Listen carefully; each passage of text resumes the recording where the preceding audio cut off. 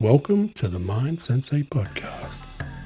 I'm your host, Peter Taz, and I'll be taking you on a journey to the world of martial arts and introduce listeners to some of the most aspiring and knowledgeable practitioners from around the world. Whether you're a seasoned martial artist or a curious beginner, or just enjoy hearing a great story, the Mind Sensei podcast Down Under has something for everyone. So tune in, sit back, and let us take you on a journey through the world in martial arts.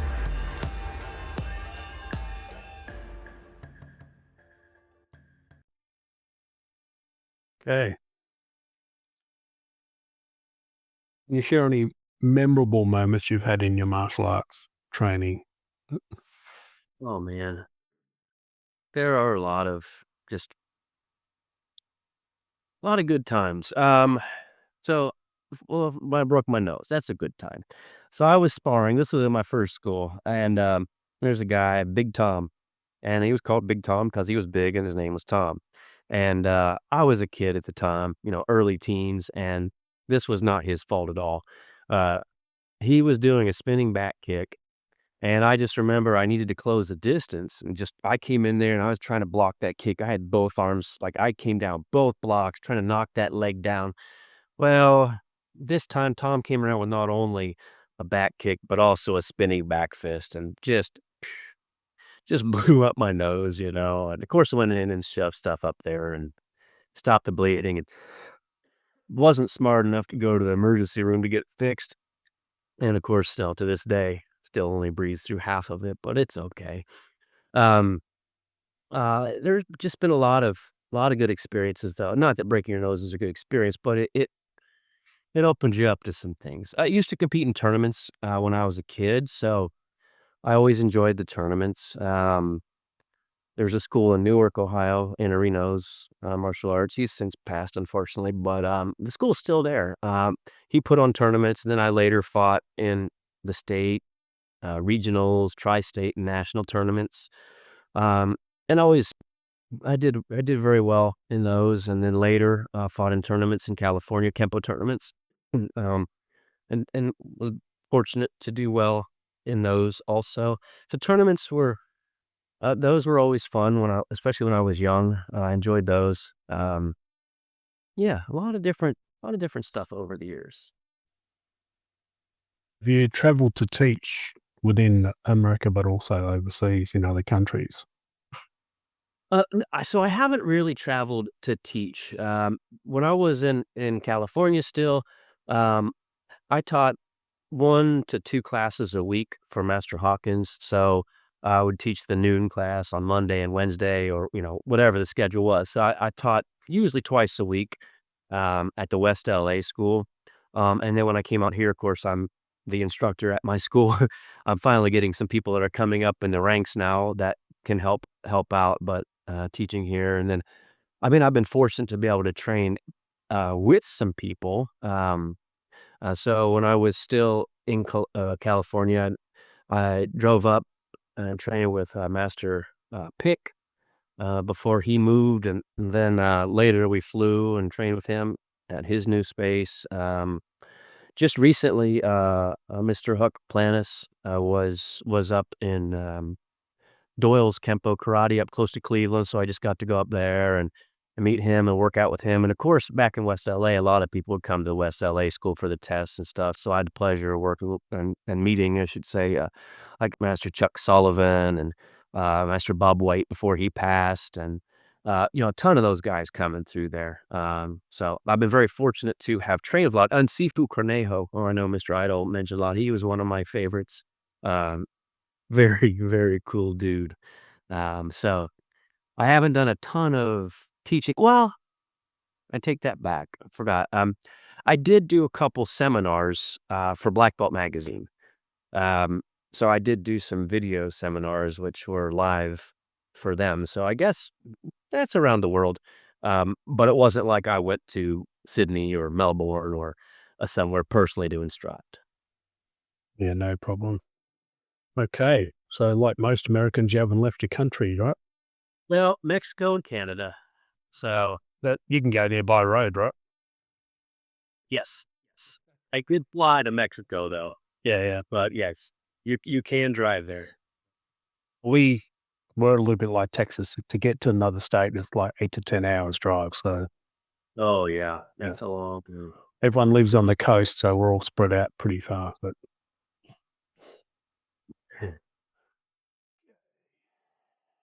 well, that me move that bit.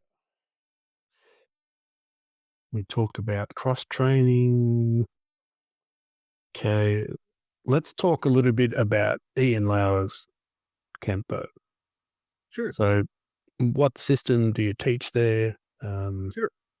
What organization are you part of? Um, yeah. Yeah, so my school, Ian Lauer's Kenpo Karate, we're based in Zanesville, Ohio, and we are part of the UKS, United Kenpo Systems, so under Master Brian Hawkins. So I teach, to the best of my ability, the same thing that he teaches, which, it's my understanding is the latest iteration that was, that he and Master Parker were kinda going through, before Master Parker passed. So yeah, I'm part of the UKS, and my students consequently, of course, are United Kempo Systems, and, yeah, I teach it as far as I know, to the best of my ability, I should say, the way it was left, and of course, uh, you're always having to look and be aware of the changes that could be down the road, but that's what I teach at my school, and in the past, I have taught a little bit of kickboxing, where, some of the Dutch kickboxing, when I was in my other space, and I may bring that back. I might just make it a Kempo kickboxing, sparring only class. Those are things that now that I have my own space, I'm trying to figure out the best use of the time and how to serve, our students the best possible. But yeah, but we do our normal, we have, all the forms and sets and techniques just like you would expect, and of course the extensions after black and all of that. Okay, so can you share with us any moments, if any famous people you've met in your journey? Sure, yeah. So, uh, like I mentioned a bit ago, I did run into Jean Claude Van Damme at the Gold's Gym a couple times and chatted with him a little bit, which was cool. I did a workout series DVD with GSP George St. Pierre. That was neat. I ran into Don Wilson, Don the Dragon Wilson, multiple times at Dragon Fest, and I have a movie that should be coming out where he was supposed to be, and as far as I know, they brought him in as like the lead, like in prison heavy, where I was the lead heavy that was actually fighting and doing things throughout the movie. Cynthia Rothrock, I'd run into her a number of times at different events. She's always very sweet. Let's see. I did a movie like the movie Into the Fire was with Lou Ferrigno, so The Incredible Hulk. Uh, I met The Rock. I met Hulk Hogan, both at Gold's Venice. Um, Billy Blanks, a project I did the circuit for, so I met him. Actually, I met him before through Eric the Trainer, who unfortunately passed couple years back, but I met Billy through him. So there have been a lot of folks. Oh, and Philip and Simon Ree. I did a fighting on film workshop under Simon Ree, and then later trained under Philip Ree because he was the Monday instructor at Jun Chong's Taekwondo. So I drive over to Wilshire on Mondays and train with him. Sundays with Master Jun Chong himself, and then the other days I was training under Master Armin Safarian. So yeah, a lot of those guys. I don't Justin Wright, he's a UFC light heavyweight, so I worked out with him some at Anthony's gym, Dynamics MMA, Kempo Legacy, so you have people that I met there, of course, like I mentioned a bit ago, was, Master Pick, uh, Chuck Sullivan, Mr. Bleeker, he's written all the books, of course. Benny Urquidez, I did a little seminar with him at one point. We're raising money for Bob White's one of the things that he puts on. Um, and Bob White, of course, before he passed. Um, yeah, just just a bunch of folks out there. When you're at the West LA school and just Los Angeles in general, you have a chance to cross paths with a lot of people. So you obviously must have some weird and funny stories throughout your journey that you can share. Oh, well, so one funny story about Enter the Fire with Lou. So there's a scene where he catches up to me and he comes up and I remember I was wearing my new T-shirt, brand new T-shirt, and he grabs me and in the scene it calls for him to grab me and pull me in like face to face. And he's still a big guy. I'm about 6'1", whatever, but he's big, and, he grabs me and pulls me in, and I just hear as he pulls, like, the stitches in my brand new shirt tearing, and this wasn't my this wasn't wardrobe, this was we were practicing, so I wasn't even in wardrobe yet, and I just remember as he pulled me in, it was just like flashing or, well, one of the maces, it almost came out. I was just he pulls in, and I was like, almost. I was like, "No, no, no." We like Like you mice. yeah, I was like raking it really was because he pulled in and it was just like, "No, let's not do that." It was funny, um, but there was that moment where, you feel the pressure. You're gonna have a visceral response whenever when that happens. And I mean, kudos to him for going for it, right? With like just grabbing and because you don't want when you're acting, you don't want to be timid. Um, if the physicality's not there, you're not gonna Yeah. be real. So yeah, but that was one of those moments where I was So like, "What?" so you're telling me that Batman was going to do Reiki mace on the Hulk. Is that what you're telling me? It just about happened. It just DC and Marvel just about had him out. Yeah, and then, so when I was Batman in the short film I did with Guy, we were doing this scene where, oh, it was this little sweeping action, and we had these, fall pads, but it was, like, cold. I mean, even though it was California, it was still cold because it was 3, 4 in the morning in an alley shooting this guerrilla style, and I throw him down on this little pad. Well, he didn't let go, he hooked an arm, and I mean, I couldn't see out of the cowl, and so who I'll take the blame, and anyway, he goes down, and when he hits the ground, his arm goes off of the pad and hammers his elbow. He hammers his elbow on the asphalt. Oh, man, I felt so bad, and then he's on top of me as we're rolling around, and he's got a mask on too, and at one point, like, he's supposed to be beating me up when I'm Batman, and one point, he just clocks me. And at that point, I'm like, "The hell with this." So I start blocking everything. And so he's trying to hit me harder, and I keep blocking everything. So it was one of those moments I was fighting for my life. So yeah, there have been some funny moments like that. So now you tell me. Batman was punching on with Bane in the alleyway in LA. Is that what you're telling me? Yes. Oh yeah, I know Bakersfield. That's where all your outlets are. Yeah. Yeah, it was something. I mean, because it was a long day, and it was a cold night when we were out there. Nice. Nice. Okay. All right. Let's uh let's talk about how martial arts has impacted your physical and mental well-being. Sure. So I mean, I think everybody knows that martial arts are good for you mentally as well as physically. I'll say Taekwondo, one of the things we did all the time was spend a lot of time stretching, which physically, definitely Taekwondo is excellent for my flexibility. So that was something I gained from that. Just overall, and I think I mentioned this before, but I tend to be pretty driven and disciplined. So when the goal is out there, I just keep going for it. So martial arts have supported and helped instill a greater discipline. So, I know what I need to learn and I just keep doing it. I know what I need to learn for the next set and I keep doing it. And of course, still trying to refine what you already know. Um, so it's helped develop a discipline and I don't know, what to call it, stick to itiveness or whatever, however you want to phrase it. It's definitely helped with that.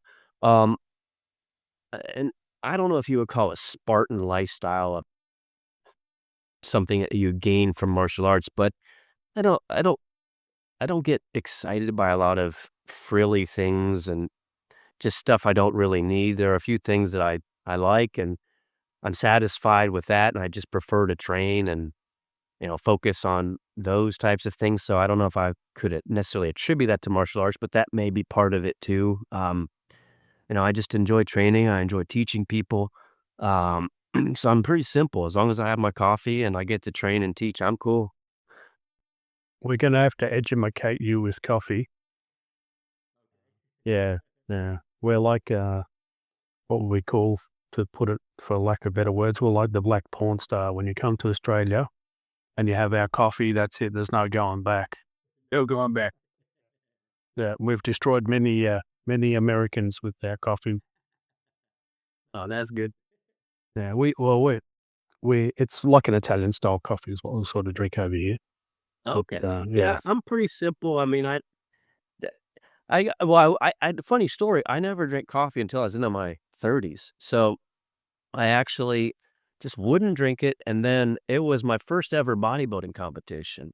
So I did all my own diet and all my own training, and then I had a buddy, Rob Riches. He was from England, and he's really, really good dude and really knows his stuff. So I said, Rob, the last few days before this, the male model search, which was basically the IFBB testing out the waters for men's physique. And it was 2010 at Olympia. And so I decided to do it, right? And so I called Rob, and about 3 days before the competition, he was giving me nutrition advice. And I said, okay, cool. I'll listen to Rob. I won't listen to a lot of people when it comes up. I'll listen to him. And I had cut out all of my artificial sweeteners, and I'd cut out my energy drinks, pre-workouts. And I used to drink a lot of those, right?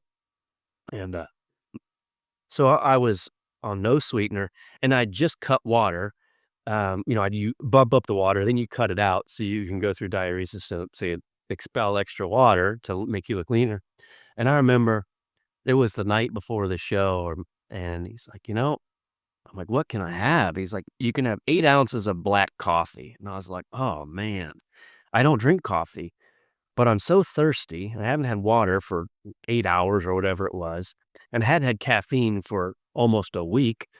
So I was like, both sound really good. So I had my 8 ounces of coffee, and I remember I said, this tastes like liquid dirt, but I like it. And that was the beginning. And I was like, it just started. That was the beginning of the end for me. Oh well. Well, when we get together, we'll have to show you some real stuff. That sounds good. We call it real stuff, but it really likes to everyone's liking, really. That depends on what you like. I think the difference between American and us is you guys like to drink your coffee out of a milkshake container. Yeah. This, Yeah, yeah. That's a normal milk. So this is there's probably as much caffeine up to there. Was as much caffeine in that as there was in your, yeah. yeah, I have all sorts of things going on here. Okay. So that bodybuilding seems to be one thing we have in common. Let's talk a little bit about your bodybuilding side. How'd you get into that? And So when I was a little kid, I mentioned I was a scrawny runt. So I was also a football player, American football. And as a skinny little kid, you need to get bigger and stronger to play football. So um, I just it was the right thing. It just was part of what I needed to do. And also as a kid, I loved the WWF wrestling with Hulk Hogan and Macho Man and all those guys, and GI Joes were a thing then. So you know, man were men were manly and muscular. And, I was just like, "Oh, that's what I want. I want big muscles." So that's how I got started into lifting early on. And then, later I got into competing again because I was doing fitness modeling, and I thought competing would help with that, and that was all part of, entertainment world for me. I got into it. We went to the local pool, and I was one of the guys from school, and he was just a little skinny runt at school, and he disappeared for 6 months, I think, or 12 or a year, and he'd been doing bodybuilding. He came in, he's like pecs and delts, and I'm like, Oh, yeah. holy dooly, check this guy out. And then Yeah. so I went, okay, if he can do it, I can definitely do it. Right. I remember pretty much every summer because again, I was small and I just remember every summer thinking, all right, I'm going to just come back huge. I mean, I finally got there, but it took me a lot longer. And that's one thing I am proud of. I don't begrudge anybody for doing whatever it is they want to do. I don't really care, but I've been natural my whole life. Not saying I won't do a TRT at some point in the future because I'm 46 now, but that's one thing that I was proud of is having been able to compete on the IFBB stage naturally. Yeah. That was one of the reasons I got out of it actually, because everyone, you're dieting, you're working hard, you're shrinking, and these other guys are growing. That's like, hang on, you're 2 inches larger than you were when you started. Mm. Yeah. Yeah. I think the last competition I did was the naturals, the NABA Australian, Yeah. yeah, the naturals competition, and they polygraphed you. Yeah. Yeah. It's interesting. So here's the thing, like, once I started learning about it, so when I was coming up, you would see the magazines and the guys would be huge. And so I didn't understand that if you went to a local show, those weren't the people. I just thought that's what every bodybuilder looked like. And then when I started competing, I realized like there are a lot of people that I'm bigger than and more. I just didn't know that at the time. And especially naturally, like I didn't realize. I mean, when I was little, I thought, oh, Arnold Schwarzenegger doesn't use steroids. And it was like, come on, you know, it's like, duh. But, I looked at the natural groups later, but at that point, I was already an IFBB pro.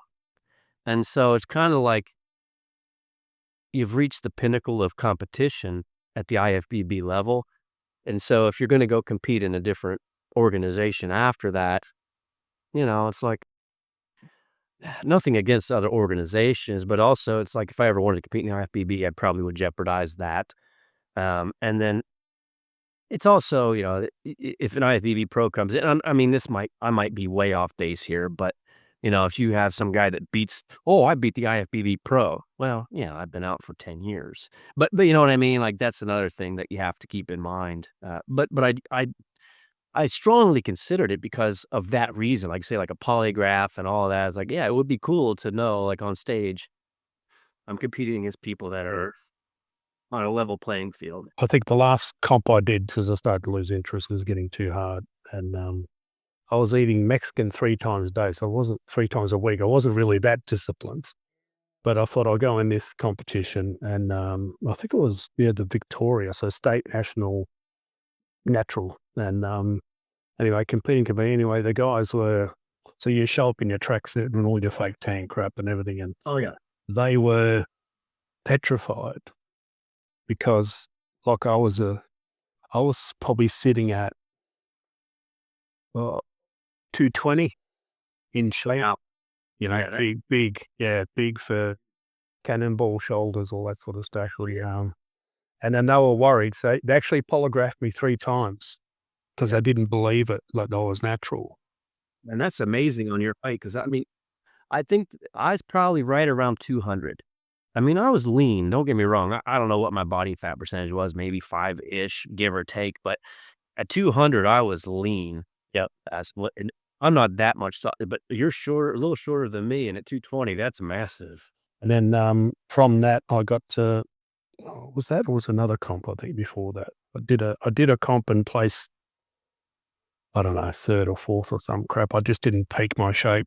They were wondering why I didn't win, because I was doing, depleting my carbs and all the rest of it. I didn't hit the peak on it. And then after the pre-judging, I went, bugger this. We went out and I had, I don't know, 3 pizzas and 4 jugs of Coke and orange juice. And then when I showed up for the after show, everyone's like, holy dolly, look at, you blew up like a balloon kind of thing. And everyone's going, how come this guy didn't get that?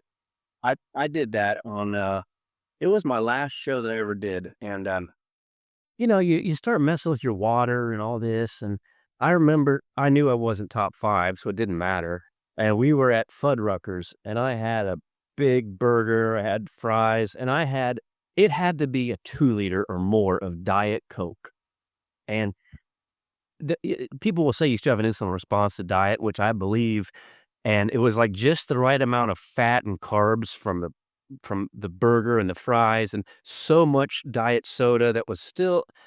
I looked, it was not night and day. It was like you would assume it was 2 weeks of difference, and it was like, now I know for my next competition, I'll never compete it again.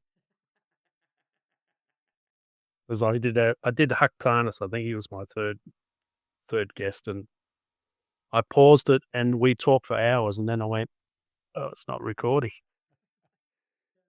That was cool meeting him. I met a lot of the guys, of course, like I said, in West LA, um, 'cause we had a lot I mean, a lot of ninths and tenths would be there for the tests, and, so I was very blessed to be a lot of them, but I don't think I ever met, uh, Master Planus until just whatever it was. I mean, I had to grab a certificate. I don't know. It was a few weeks ago. I Oh, was really it's weird, eh? little. I've had him here. He's stayed at my house, so we've done privates in my garage, and I was telling the story we did. I keep saying it. We did. Okay, I thought, oh, we'll go over all the forms and everything, and we took the kids to school, came straight back to the garage, and short one, long one, short two, long two. It's time to pick the kids up from school. Yeah. The end of the day. You know, we so they were doing so we had some really bad weather, and, the first part of the day, they did long 3, and my wife, she does Kenpo now, so she's actually gonna be testing for purple, this coming week. We have a test at our school, so anyway, we were nervous about driving up there because it was supposed to be these huge gusts of wind and everything, and so we got up at 6 in the morning to go, and it was looking like, "Yeah, this might not be good." So I said, "You go back to sleep, and I'll wake you up in a little bit, and we'll decide if we're gonna attend the second half." And I wasn't gonna let her or me, miss, a chance to go up there and introduce ourselves in Ohio, because there aren't a ton of Kempo schools, local, and especially if we have someone that's actually in, whatever you wanna say, quality lineage or however you wanna put it, like, so we're gonna go up there. So we went up there, and so we were in the second half of the seminar, and it was mostly, spiraling twig and locked wing and a couple of other. I mean, it was like 3 techniques. It's an hour and a half, 2 hours later, and, you really just dig into those few techniques, but a lot of fun, and some interesting insight. It's definitely a fun guy. I got along really well with him. Oh, yeah. He made me get my guitars out, told me off for not looking after them, and then, yeah, they were up till, I think, playing till like 4 in the morning. So I've had him here at my house playing my guitars. Like, you have to yell at him to talk to him because he's deaf, but he can tell you Yeah. an unplugged guitar is out of tune. Like, so yeah. I don't know how that works, but anyway. That was one of the nice things is after the seminar, my wife, she was sitting and talking with him for a while, and so she had a real nice time just talking with them after the seminar, so it was cool, very cool. You mentioned that you've got a goal to earn black belts in 10 different systems. Yeah. Well, before you go there, Yep. that man has 23, mate. So 10 is not enough. Yeah, you're 13 short if you want to really be Batman. Yeah, I should really pick it up. So, yeah, I originally, I just decided to pick a lofty goal, and I thought 10 black belts and a 10th degree in American Kempo. Those were my goals, and since that, I've reflected on it a bit, and I don't know if, it'll make the cut from what we talked about a little bit before, but I feel that at black belt, you at least kinda know what you don't know, and whether you wanna continue in that system. Not doing it for 2 weeks isn't gonna tell you anything, but getting to black belt, at least you know, and it's gonna be years, and you know whether it's one you wanna continue in. And so I set the goal of 10 black belts because I knew that I just did the math, and I'm like, "Well, that means I should be starting over at white belt for the rest of my life, um, and should continue to learn." So I don't know if I will get there. I mean, I'm a blue in jujitsu right now, and it's probably gonna be at least another 6 to 10 years before I make it to black in that, and who knows where I'll be living if I'm still here. Maybe I'll have multiple schools, and I'll be able to do some Wing Chun. I don't know what's gonna be next. But back then, my goal was, like I said, 10 black belts and a 10th in American Kenpo, and since then, um, I don't know if it's gonna be 10 or 5, whatever it's gonna be, but I did change my Kenpo, goal, and I'll tell you why. Um, I changed it to 5th. Um, because in the UKS, um, we test through 5th degree. And then after that, it's what you give back to the system and, what you do to promote the art. And obviously running a school and I intend to make more movies and I do intend to do all of that. But testing is somewhat within my control. Um, and then degrees after that, if they come, they come, but that's why I changed that goal to it still says 10th, I think, on my site as a goal. But in my head, I've changed that because I wanna test, and I wanna earn my degrees, and then if I'm awarded things later, that's fine. You know what I mean? Um, but I do intend to continue to train in other arts as well to enhance my Kempo. And also even just learning certain drills that I can use with my students that may help, their Kempo. That's I think it's important to get out. I go to as many someone comes out, I don't care who they are, I go out and see them, train with them, learn something new from them, keep an open mind. I think if you think you've arrived, you're done and dusted, right?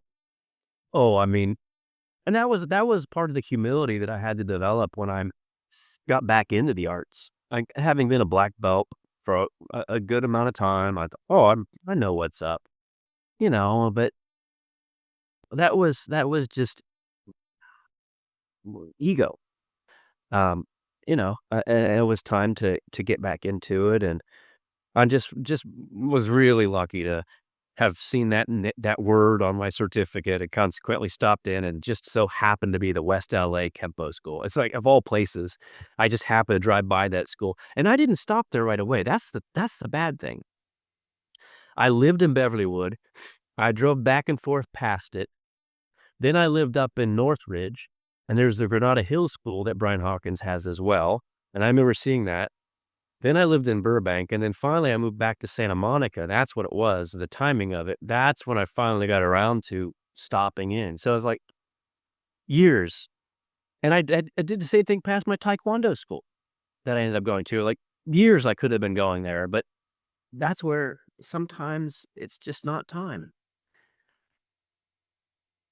The So the system you use in the UKS system at your school, Yes. Yeah. so is that the 16 technique or the 24 or Yeah, 32? yeah, it's yellow belt has 10, and then uh orange, purple, blue, green all have 16. And then the 3 browns and black have 20. And then you do 24 extensions for 2nd black, 24 for 3rd, 24 for 4th, and 24 for 5th for the extensions. Yep. Yep. And then, of So course, we have the freestyle techniques too, which I'm sure yep. you're familiar with. So you're also doing, form 7 and 8, right? Yeah, so, well, I am not personally yet. 7 is what I'm working on now. So 7 is what we learned for 4th. Yes. Uh Which that's something I'm gonna have to work on. But yeah, so, I mean, we have, yeah, short 1, long 1, short 2, long 2, short 3, long 3, 4, 5, 6. That's as far as I've tested through. And of course, but then there's, finger 1, finger 2, striking 1, striking 2, kicking 1, kicking 2, coordination 1, coordination 2, lock, flow, no, You do any book set, half, no book set, no book set. Tiger and Crane? No Tiger and Crane, no. That was like the original, right? Yeah, yep, yeah, yeah. because we went through so many versions, which is probably a good thing, I'd say. That's what made me who I am today. We did book set, which they call Panther set, and we did Tiger and Crane with another individual. So it was interesting because it was old school moves, right? Now we do two-man set. Yeah, How 2-man set. That's different. Yeah, it's a book. The two book set and Tiger and Crane are solo forms. So pretty much Tiger and Crane is a Hung Gar Kung Fu form that was Kenpo, and you do the whole form, but you do it north, south, east, west. So you do it 4 times. Yeah. But it has a lot of old moves in it. Very kung fu-y. Yeah, it's pretty cool. I would have loved it. I mean, that's like I said, when I was a little kid, that's what I wanted to do was tiger, the old kung fu stuff. But Yep. but yeah, no, we don't. At least I haven't done that. Let's put it that way. Okay. So do you make any movies that are out of sync? Like, "You're kind of always too weak for me." Well, I mean, once in a while, I will look on IMDb to see how the movies are performing. And like Enter the Fire, I don't know where I saw that it was because ratings, of course, I look to see the ratings and how it's doing. And I don't remember if it was in Korea or if it was Taiwan. I don't remember where it was, but I don't know if they are dubbed over there or not. So I may be in movies that are dubbed. I'm not sure. You did. I could just see you in speaking Korean. Yeah, it might be the other way. Finally, I've reached the pinnacle. Finally. You're number one in Korea. Yeah, hey, I'll take it. David Hasselhoff was super popular in Germany, so hey, Yeah, that's what made him, right? I think, didn't it? yeah, I think so. That's what I remember hearing. Yeah. Can they make him a baron or something as well from that? Oh, he's way up there, and a musician and a singer and all sorts. It's like royalty up there. Yeah. So did you work with any famous actors during your time in Hollywood there? Yeah, I mean, like I said, the the most famous actor that I worked with would be Lou Ferrigno. Um, obviously from the bodybuilding world, but he would be I would assume the most famous. Kevin Sorbo was very popular because of the Hercules television series. I mean, he was an actor for a lot of years. He does a lot of work now with the group JC Films, I think it's called, and it's a faith-based group here in Ohio and West Virginia. So I've actually talked with the owner, Jason Campos, I wanna say briefly. It's not after Jesus Christ, it's Jason Campos, I believe, but, um, it's faith-based stuff, and so Sorbo's with them a lot, Dean Cain, does a lot of stuff with them, and a guy I did some fighting on film training for, Michael Sigler, but so anyway, Sorbo, was pretty popular, and like I said, Don Wilson. Sometimes you don't actually meet the people in the film. Like, I've met him a number of times, but it's my understanding that he did work on Clutch, which is the movie that I did. So I should have a film coming out that I did with Don the Dragon Wilson. And then Circuit 4, Billy Blanks is in that. So martial artists, I think a lot of martial artists probably know him, if not from Taibo. Um, And I mentioned I met, uh, Mr. Benny Urquidez, at one of our Kenpo banquets and did a seminar at the West LA school with him, a kickboxing seminar and so a lot of folks over the years and just random people, uh, you know, met Hulk Hogan and The Rock. Um, Did you read Macho Man? Did you make Macho Man? no, but interestingly, Macho Man lived a portion of his childhood here in Zanesville, Ohio. So Yeah, is there a statue of him up there? there should be. I should have called mayor and say, "Hey, where's the man?" The caption below the statue should be, "You stupid, stupid person." Seafood. You should have a speaker saying that. Yeah. As a kid, I hated it. I mean, well, at times I liked it because I always liked Hulk Hogan. But now the old promos, you see the promos popping up on Facebook, and man, he was hysterical. I mean, I watch that now. He's my favorite. I mean, just a jerk and just hysterical at the same time. Oh, he's good. Him and Hulk Hogan, they were great. Oh, yeah. Oh, just, like the famous people though, George St. Pierre, I mentioned a while ago, he was super cool. And the workout DVD basically was him and his trainer, and then there would be a couple of people doing the workout too, and, like, so I was one of those guys on that DVD workout series, so he was great to meet. Oh, and, Billy Zabka, um, from Cobra Kai. Okay. Yep. So, Johnny. eh yeah, Johnny, right. So, um, uh, I have a friend whose, old roommate, um, was good buddies with Billy. And so anyway, I ended up at, Dragon Fest and got introduced, like, through the grapevine, and, yeah, he was super cool, and it was before Cobra Kai came out. He was working on a project to help fight bullying. I don't remember the name of it, but and then, of course, like, 2 years later, Cobra Kai comes out on YouTube, and then they had the huge success there and got picked up for Netflix, and it's a great series, and he is super cool, and he's a great actor too, like, when it comes down to it, like, you watch it, I mean, he's just a good actor, at least, in that role, he's awesome. Ugh. Yeah, no, it's good. It's good. I had somebody come in the other day to my school and, "Oh, you Cobra Kai," 'cause I named my little kids, Kenpo Cobras, and, "Well, are you team Miyagi or Cobra Kai?" And I said, I'm definitely Eagle Fang," which that's Johnny's school. I'm like, my wife will joke. She's like, "Yeah, he's the Johnny." Sweep the lead, Johnny. Yeah, it's sleeping. You got a problem with that, Mr. Lawrence? No, no, no, says the Chris. Nothing. All right. So, what advice would you have for someone starting out in the martial arts? Well, advice for someone starting out. I would say it, this. Oh boy, there's a lot to say. It's it's don't wait. Get started. I took a hiatus when I went from one school to another, and whether you're getting back into it or you've never done it, just start. Like my dad, he's 77. He started martial arts at 75. So, funny enough, I was his first instructor. Just doing Kenpo. Yes. Yep. And So, we got a saying in Kenpo, right? Paybacks are a bitch, right? I'm getting my payback now. But, so I would say it's never too late to start, but start as soon as you can. That would be one thing I would say. Um, I would also say, for someone that is experienced, and I think you would agree with this, especially once you have a base, branch out, try some other stuff.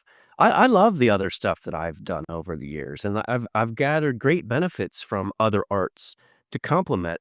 And I never would have found Kempo if I didn't actually branch out from where I started to begin with, which is Kazakh karate.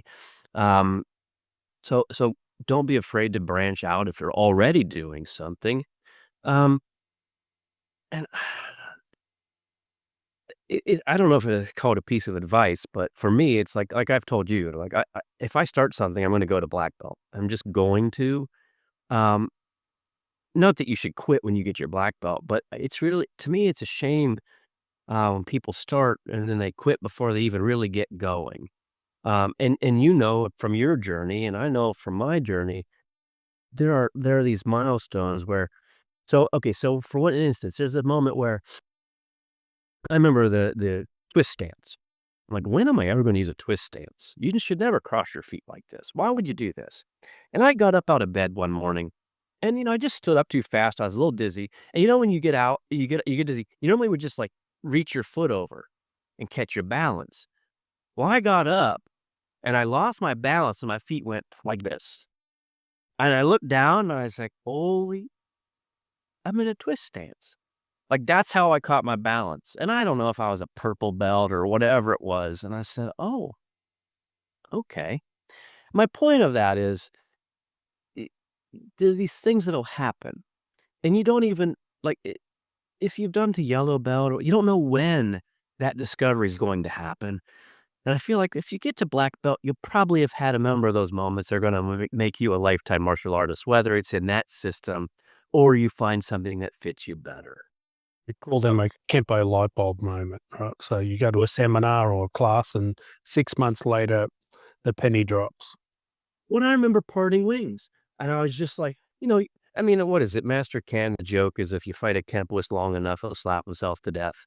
He has all sorts of funny things, but, um, and I believe he's a Kempo guy himself. But anyway, I remember I was doing parting wings, and it was the first time I heard the rebound happen on myself, and then I started seeing it all the other times where the rebounding takes effect. But I can I still remember that moment where it was just like, "Ooh," and I was like, "Oh, there it is.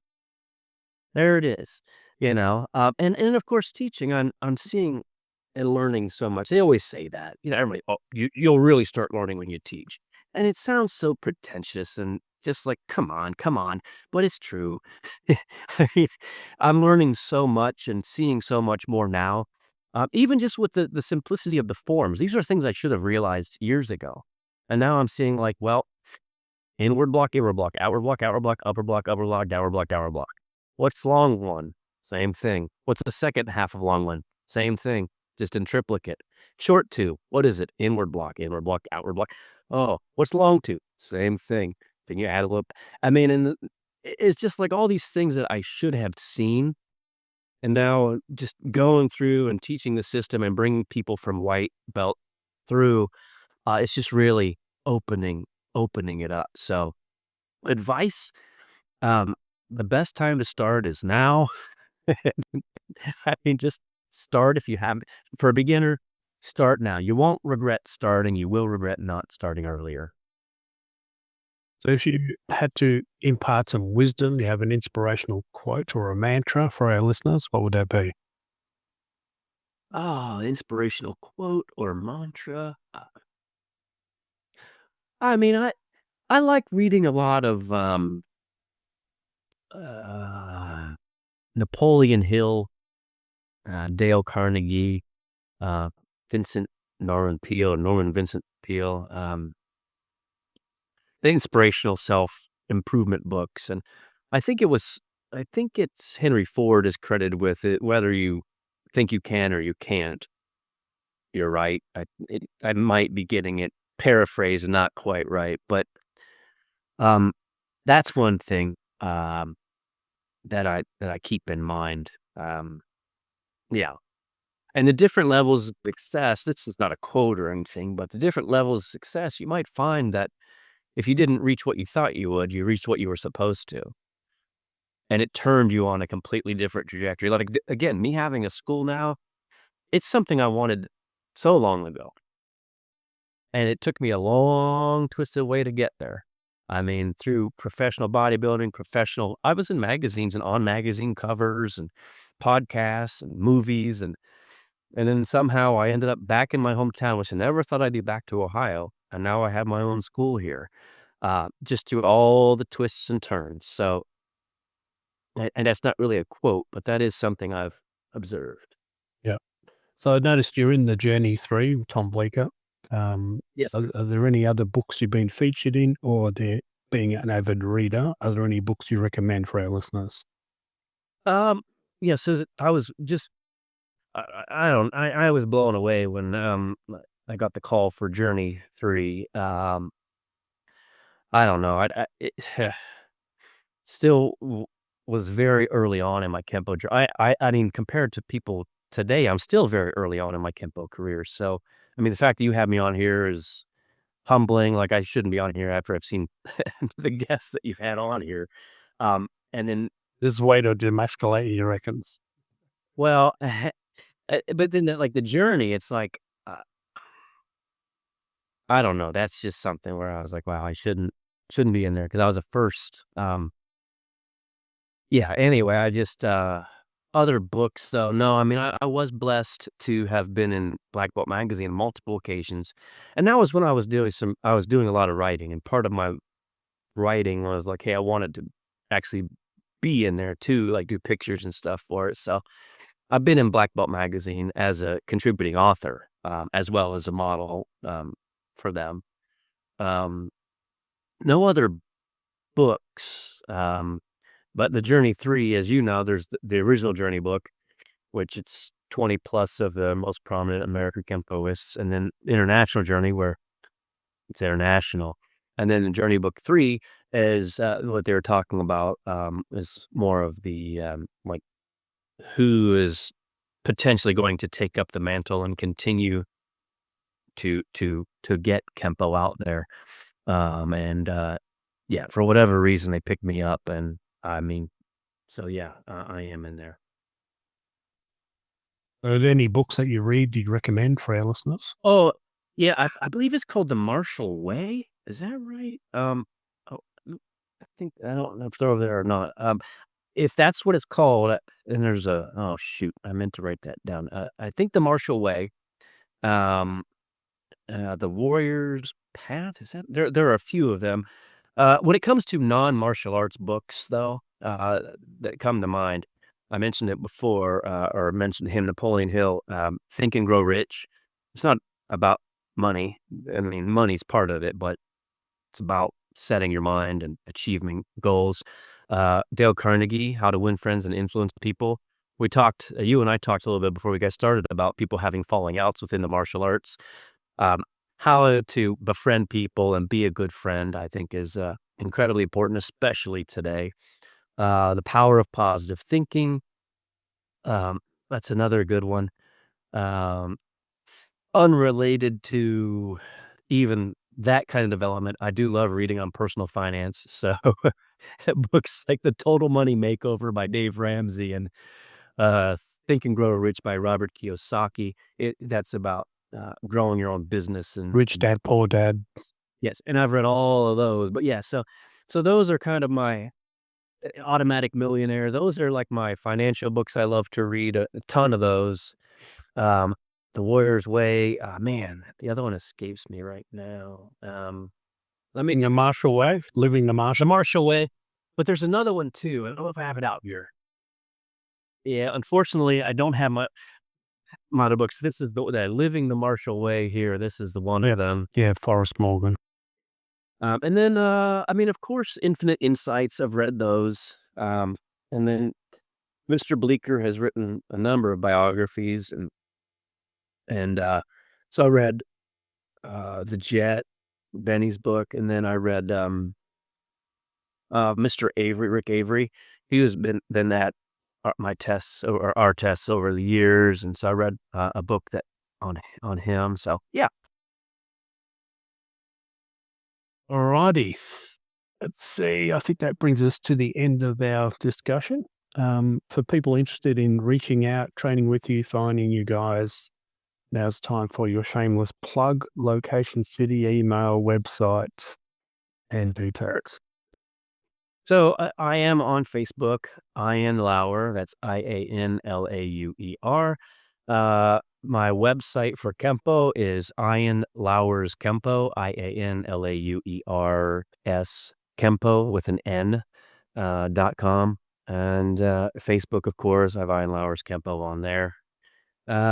Email, I Ian Lauer's Kenpo at yahoo.com. I'm pretty easy to find on social media. Um, like I said, Facebook and Instagram. There aren't a ton of people that share my name. There are a few, but not a ton. So I'm pretty easy to find. But yeah, I am in Zanesville, Ohio, which is east of Columbus, about 45 miles. And I mean, I have students that do come from Columbus, people that do travel to train, and my school is based it's actually in the Colony Square Mall. Ironically, one of the best places to rent in town is in the mall. So that's where I am. Well, thank you again for joining us, Mr. Ian Lauer, affectionately known as Iron Man now, on the Mind Sensei podcast, aka Batman. You gotta get the theme songs going between Iron Man and Batman. I'll fix that up. I'll put that at the intro at the beginning. Thank you so for joining us on the Mind Sensei podcast, sharing your journey with us. It's been a pleasure to meet you. and for you to share your journey with our listeners. Thanks so much for having me, and I just really appreciate it. I'm honored to have had the chance, especially, after seeing the other guests you've had. So thanks so much. And for those of you that listened, thank you.